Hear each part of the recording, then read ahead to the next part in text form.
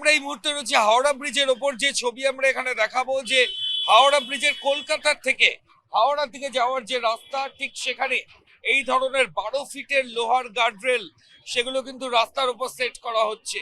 ইতিমধ্যেই ভোর থেকে এই ছবি কিন্তু হাওড়া ব্রিজের উপর দেখতে পাওয়া যাচ্ছে। এই 12 ফিটের লোহার গার্ডরেল এটা রাস্তার দুদিকে ইতিমধ্যে পুলিশ আধিকারিকরা নিয়ে এসেছেন এবং এখন এখানে যান চলাচল করছে। কিন্তু পরবর্তী ক্ষেত্রে এই গার্ডরেল গুলো এখানে লাগানোর পর এখানে কিন্তু যান চলাচল নিয়ন্ত্রিত হবে। যে ছবি আমরা দেখাচ্ছি, লোহার গার্ডরেল সেগুলো মাটির মধ্যে পুরো খুঁড়ে সেগুলো সেট করা হবে।